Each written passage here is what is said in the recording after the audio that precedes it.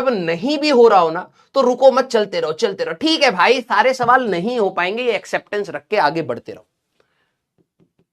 ठीक है, JEE mains 1 से पहले अपना सिलेबस कंप्लीट करो। अब देखो, अब कई बच्चे ने इसमें थोड़ा सा परेशान होंगे, अरे 36% के आसपास बच्चे तीनों या चारों सब्जेक्ट में या पांचों सब्जेक्ट में बराबर चल रहे हैं। बेटा अभी आपकी लड़ाई, सही बता रहा हूं ईमानदारी से, अभी आपकी लड़ाई इस बात पर नहीं है कि आप कितने खतरनाक सवाल सॉल्व कर रहे हो।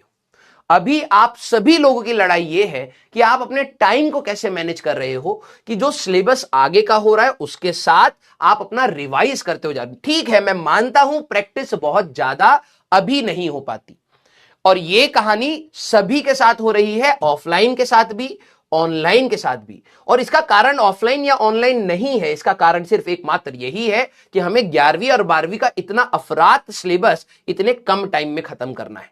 समझ रहे हो? तो आप सभी लोग ना जब अपने घर पर बैठ के तैयारी कर रहे होते तो आपको लगता है कि यार पता नहीं मेरा सिलेक्शन होगा या नहीं होगा। ठीक है, मैं इतने सवाल तो नहीं लगा पा रहा हूं, मेरी प्रैक्टिस नहीं हो पा रही है, मैं जेईई मेंस के ज्यादा सवाल नहीं लगा पाया, क्लास में जो बताए बस उतने ही कर रखे हैं, पता नहीं उसका कितना एडवांटेज होगा या नहीं होगा। मैं मानता हूं ये सारे डाउट्स आपके आते होंगे। ठीक है, लेकिन एक बार अपना इमोशनल फ्रंट साइड कर दो कि तुम्हारे साथ कितनी दिक्कतें चल रही हैं, एक बार प्रैक्टिकल फ्रंट देखो। यार 24 घंटे अगर हमारे पास है तो सभी बच्चों की क्लासेस भी तो चल रही हैं। 7-8 घंटा नॉर्मल, अभी तुम ऑफलाइन में भी, आप में से कई सारे दोस्त आपके होंगे, जरा मुझे एक बताइए, क्या आप सभी लोगों ने अपने ऑफलाइन फ्रेंड्स से भी बात करी है? क्या उनके ऊपर भी क्लासेस का लोड आ रहा है, हाँ या ना? ऑफलाइन में भी ना बेटा यही सेम लोड है। एंड जब मैं अपनी तैयारी कर रहा था ना, मुझे ये फील होना स्टार्ट हो गया था, बिलीव मी। पता नहीं आप, अब मैं ये बात नहीं बोलूंगा, ठीक है, लेकिन मैं इनडायरेक्टली अपनी जर्नी बोल देता हूं। ठीक है, जब ये वाला टाइम आया था ना, ऑल्दो मैं भी बहुत ज्यादा डिस्ट्रैक्टेड था, मैंने आप सभी लोगों को बताया कि मैं 9 दिसंबर के आसपास से पढ़ना अपना फुल फ्लेजेड स्टार्ट किया था। ये बीच वाला टाइम ना मैं खुद बहुत ज्यादा डिमोटिवेटेड, समझ नहीं आ रहा था एक्चुअली में, गाइडेंस नहीं मिल रही थी, टीचर सिलेबस लगाने के पीछे, कंप्लीट कराने के पीछे लगे हुए थे, और वो कम्युनिकेट बात नहीं कर रहे थे। क्योंकि हमारी ये जो बात है ना, भली 5-10 मिनट की है, कई बार आपको डायरेक्शन देती है, तो टीचर भी लगे पड़े अपना सिलेबस कराने में, और हमारे से जो चीजें छूट रही थी ना, हमें समझ नहीं आ रहा था वो बड़ी चीजें छूट रही हैं या छोटी चीजें छूट रही हैं। हमें हर दिन डीपीपी मिलती थी, मेरे से हो ही नहीं रही है, और मेरे से छूट भी रही है। मैथ्स तो मेरा पूरा खराब होता जा रहा था, फिर फिजिक्स और केमिस्ट्री थोड़ा बहुत होल्ड था, उसमें भी मैं सारे क्वेश्चन नहीं लगा पा रहा था। तो मुझे ये डायरेक्शन ही नहीं पता चल रही थी कि यार कि मैं सही डायरेक्शन में जा भी रहा हूं या नहीं। तो एक टाइम है जहां पर आप मैक्सिमम कंफ्यूजन में आओगे, and let me tell you, from December you will get the clarity. दिसंबर आते ही आपके अंदर एक गजब सी क्लैरिटी आनी स्टार्ट होगी। अब बात यह है कि मैंने अपने टाइम पर ने एक चीज का नुकसान किया था, ये वाला टाइम आइडियल बैठ गया था। जब बहुत ज्यादा स्ट्रेस होता है, प्रेशर होता है ना, आपकी एफिशिएंसी ऐसे डाउन होती है, आपको लगता है यार पता नहीं क्या कर रहा हूं, क्यों कर रहा हूं, मन नहीं कर रहा, छोड़ देता हूं, बैठा रहे, तुम बैठे बैठे अपना समय खराब कर रहे हो। बट ये वाले टाइम में ना खिसकते चलना आगे, बिलीव मी, खिसकते चलना। आपकी पहली लड़ाई है सिलेबस कंप्लीशन विद रिवीजन। ज्यादा प्रैक्टिस नहीं हो पाई, कोई दिक्कत नहीं है भाई, परसेंटेज देख लो। और जब मैं अपने ऑफलाइन में इस टाइम पर था ना, मुझे ये रियलाइज हो रहा था कि अटेंडेंस ड्रॉप कर रही है। ऑफलाइन में बच्चे इस समय छुट्टियां मारना स्टार्ट करते हैं। अब वो सोचते हैं यार मेरा बैकलॉग है, मैं पहले घर पे बैठ के पढ़ूंगा, फिर मैं क्लास अटेंड करूंगा, और आगे का भी बैकलॉग बनता जा रहा है। और वो एक ऐसे लूप में फंसते हैं जहां से निकलना इंपॉसिबल हो जाता है। आपको यहां से अपने आप को उठाना पड़ेगा। यहां पर अटेंडेंस डिप मारेगी, खतरनाक डिप मारेगी।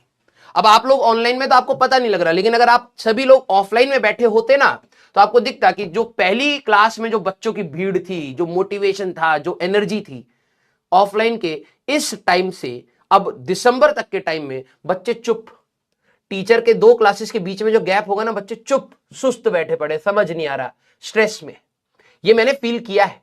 और मैं जब उस समय बैठा होता तो मेरे को, ठीक है, मेरे को ये नहीं समझ आ रहा था कि मैं सही रास्ते पर हूं या नहीं हूं, मैं जो ये सवाल लगा रहा हूं ये कितने रेलिवेंट है या नहीं है, मैं कुछ भी लगा रहा हूं या कुछ भी रिवाइज कर रहा हूं, मेरे को कुछ नहीं समझ आ रहा था। लेकिन मुझे ये बात जरूर समझ आ रही थी कि मैं एटलीस्ट थोड़ा सा खिसकने की कोशिश कर रहा हूं, बाकी चुपचाप बैठ चुके हैं। ये बहुत भयंकर चीज है बेटा। तो आप सभी लोगों को मैं बोलूंगा कि अभी के लिए आप सभी लोग इस चीज से हट जाइए कि यार दूसरा कितना आगे बढ़ चुका है। ठीक है। कईयों को लगेगा यार ये 36% बच्चे तो यार आगे निकल गए हमसे। जो बच्चे यहां पर है मैं आपको भी बोलूंगा बहुत अच्छा काम किया है आपने कि ऐसा नहीं होने दिया है, इसको प्लीज कंटिन्यू रखिएगा क्योंकि आगे आने वाले टाइम बहुत क्रूशियल है। जो बच्चे यहां पर है कुछ एक आध चैप्टर और कुछ चीजों से अगर पीछे हो रहे हैं बिल्कुल डिमोटिवेट मत होइएगा। एग्जाम से देखो अब यहां पर दो सोच है जो मैं आपके दिमाग में डालूंगा, अब जिसको जो बेहतर लगे। भाई देखो लाइफ के ना हर डिसीजन के साथ एक कॉन्सिक्वेंस आता है, हर डिसीजन के साथ। अगर आप इसको बेटर करना चाहोगे तो उसके भी कुछ कॉन्सिक्वेंसेस होंगे, हो सकता है बेहतर हो अच्छे ना हो कुछ ऐसा। और अगर आप इसको कंटिन्यू ऐसे ही चलाते रहोगे तो इसके भी कॉन्सिक्वेंसेस होंगे।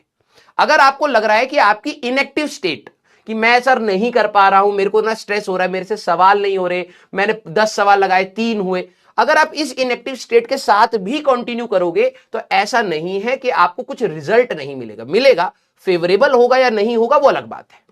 और मैं कह रहा हूं कि जो ये वाले बच्चे इस वाले जोन में जाने की कोशिश करेंगे कि अपना बैकलॉग कवर करें, ठीक है, कवर करने का स्ट्रगल अगर अपने आप उठाते, ठीक है, तो इसके भी अपना एक कॉन्सिक्वेंस है। ये कॉन्सिक्वेंस आपको दिसंबर में फील होना स्टार्ट होगा। आप में से कई सारे मेरे पुराने लक्ष्य के स्टूडेंट्स होंगे, याद करिए मैं हर बार आपको आने वाली प्रॉब्लम से पहले ही बता देता हूं कि क्या होने वाला है, ठीक है। और ये ऐसा नहीं है कि मैं कोई भविष्यवाणी कर रहा हूं, नहीं ऐसा नहीं है, क्योंकि ये जो इमोशंस आपके साथ चल रहे हैं पूरी जर्नी में ये मैंने बहुत अच्छे से एज अ ड्रॉपर फील किया है, बहुत ही ज्यादा अच्छे से एज अ ड्रॉपर फील किया है कि ये क्या इमोशंस होते हैं, ठीक है। तो मैं आप सभी लोगों को बोल रहा हूं कि आपको बैकलॉग कवर करने में स्ट्रगल होगा। मेजॉरिटी बच्चों को यह दिक्कत होगी कि मैं सही रास्ते पर हूं या नहीं। आप अपनी क्लासेस को कंटिन्यू रखिए और खिसकते रहिए, आप जितना कवर कर सकते हो उतना कवर करिए, क्योंकि इसका भी एक कॉन्सिक्वेंस है। आपको दिसंबर में पॉजिटिव फीलिंग आनी स्टार्ट होगी कि चलो ठीक है मैं इतना तो कवर कर ले गया।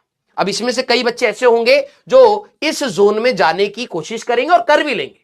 मुझे पता है इसमें बच्चे क्या होंगे, सर मेरे से तो नहीं हो पाएगा, मेरे तो सर 6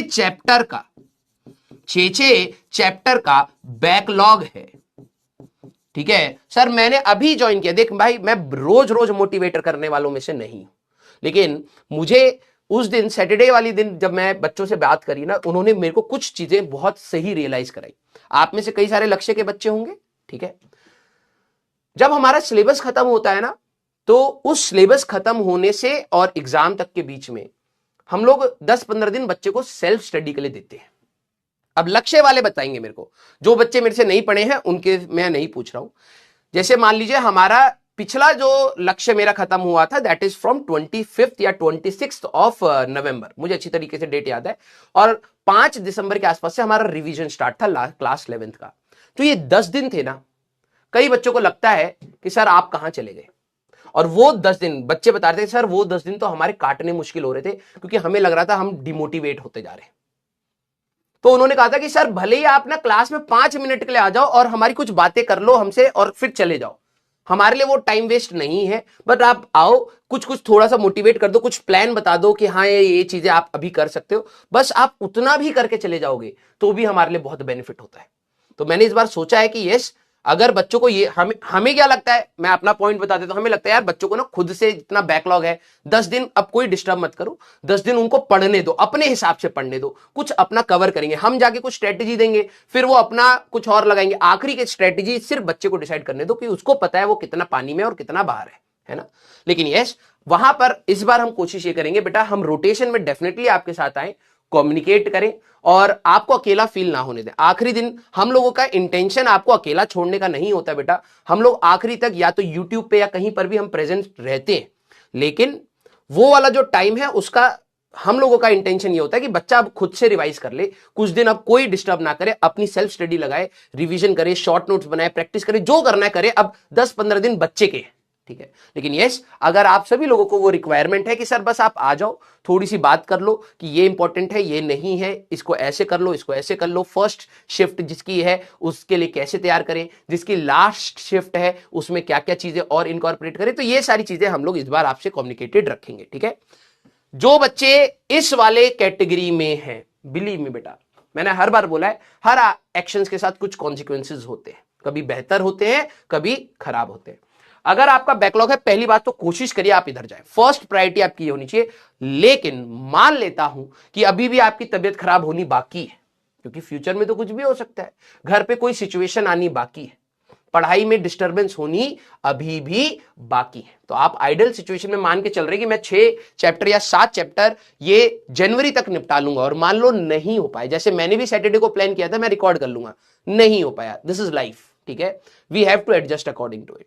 तो कुछ चीजें अगर ना हो पाए तो उसका लोड मत लो। मैं अपनी जर्नी में बता रहा हूं, देखो मैंने मैथ्स तो छोड़ी ही छोड़ी, मतलब मैं ये नहीं कह रहा पूरी छोड़ दी, कुछ कुछ जो समझ आया वो अपने हिसाब से करा, ठीक है। फिजिक्स और केमिस्ट्री मेरा एक इंटरेस्ट पॉइंट था, तो ऐसा नहीं है कि केमिस्ट्री जो मेरा इंटरेस्ट पॉइंट था या फिजिक्स मेरा इंटरेस्ट पॉइंट था, मैंने 100% पढ़ के गया, उसमें भी छूट गया भाई मेरे से रिडॉक्स छूटा केमिस्ट्री का, थर्मो छूटा मेरे से केमिस्ट्री का, और ये जो हमारे पास वो लेंथेनॉइड एंड एक्टिनॉइड वाली जो वो होती है पीरियोडिक, वो छोड़ा मैंने बहुत सारी अच्छी खासी चीजें छोड़ के गया, ठीक है। बायोमोलिक्यूल्स ये सारी चीजें मैं पढ़ा ही नहीं, क्योंकि कोटा में जनरली इसको उतना फोर्स से नहीं पढ़ाते, तो हम लोगों ने सोचा यार आते ही नहीं होगा, इतने PYQs नहीं होते थे कि एनालाइज कर लें कि भाई आते हैं, ठीक है, उसमें जो टीचर ने करा दिया, नहीं तो शीट लगाते थे, ठीक है। तो मैंने उसमें भी छोड़ा, फिजिक्स में भी मैंने बहुत सारी चीजें छोड़ी, मैंने वेव्स छोड़ा, अपना SHM छोड़ा, अपना ऑप्टिक्स छोड़ा। अब ये कोई बोल दे कि भाई ये चीजें छोड़ के गया है बंदा तो सिलेक्शन होएगा कैसे, इसका हो गया, ठीक है, मैं मानता हूं इतना अच्छा नहीं हुआ कि भाई मैं टॉप 100 टॉप 500 में आ गया, ठीक है, पीछे हुआ, क्योंकि इसके भी कॉन्सिक्वेंसेस थे। अगर भाई ऑप्टिक्स के ऊपर 3 सवाल आए मेरे जेईई एडवांस के पेपर में, मैंने नहीं करे, हो सकता है उनमें से एक आसान था वो मैं कर लेता, कुछ तो आगे बढ़ता ना, तो उसका कॉन्सिक्वेंस मैंने अपनी लाइफ लॉन्ग झेला है, ठीक है। अब वो बेहतर है नहीं है वो अलग बात है, लेकिन यस कोशिश में अगर और करता तो शायद मैं इसको कर लेता। अगर नहीं हो पाया तो भाई कोई ऐसा नहीं है कि आपका सिलेक्शन 100% सिलेबस पढ़ने से ही होता है, बिल्कुल नहीं। आप जितना पढ़ रहे हैं बेहतरीन तैयारी करिए कि उसमें कोई कमी ना रहे। आप कम पढ़ रहे हैं कोई दिक्कत नहीं, लेकिन हाँ ऐसे चैप्टर्स को जरूर पकड़िए जिनका वेटेज अच्छा है, उसमें आप और एक्स्ट्रा चैप्टर नहीं पढ़ रहे कोई दिक्कत नहीं है, लेकिन यस उनको बहुत अच्छे से तैयार करिए कि आपका अगर कोई सवाल आ रहा है तो आप सोच पा रहे हैं, कलम चला पा रहे हैं। क्लियर?